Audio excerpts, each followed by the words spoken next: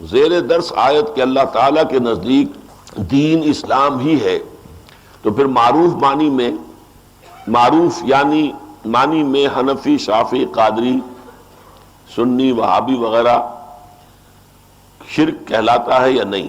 نہیں، دین ایک ہے۔ اس پر تو میری بڑی مفصل تقریریں موجود ہیں کہ دین ایک ہے، البتہ شریعتیں مختلف رہی ہیں۔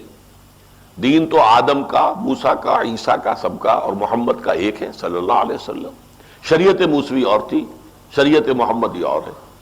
تو شریعت اور شے ہے، دین اور شے ہے۔ دین اس کا نام ہے کہ اللہ حاکم مطلق ہے اور اس کا رسول اس کا نمائندہ ہے، اس کی اطاعت کی جائے گی، سارا نظام اس پر بنے گا، یہ دین ہے۔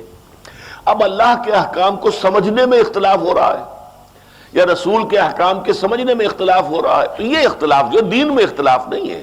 دلیل یہی ہے کہ اللہ کا حکم، اللہ کے رسول کا حکم، البتہ اس کی انٹرپریٹیشن میں اختلاف ہو رہا ہے، اس سے حنفی، مالکی، شافعی یہ بن گئے ہیں، ان میں کوئی حرج نہیں ہے، بشرطے کہ اس میں تشدد نہ ہو، غلو نہ ہو، یہ نہ سمجھا جائے کہ بس ہم صرف مسلمان ہیں باقی کافر ہیں، یہ بات غلط ہو جاتی ہے۔ اس کو تفرقہ کہتے ہیں۔ تفرقہ یہ ہے کہ تم اور میں اور، تو دیگرم من دیگرم تو دیگری، یہ اگر ہو گیا تو تفرقہ ہے۔ اس سے پہلے اختلاف ہے، کوئی بات نہیں، ہاتھ یہاں باندھ کر نماز پڑھیں یا یہاں باندھ کر نماز پڑھیں یا ہاتھ کھول کر نماز پڑھیں، کوئی بات نہیں، سب کا امکان موجود ہے۔ یہ اختلاف ہے، یہ شرک نہیں ہے۔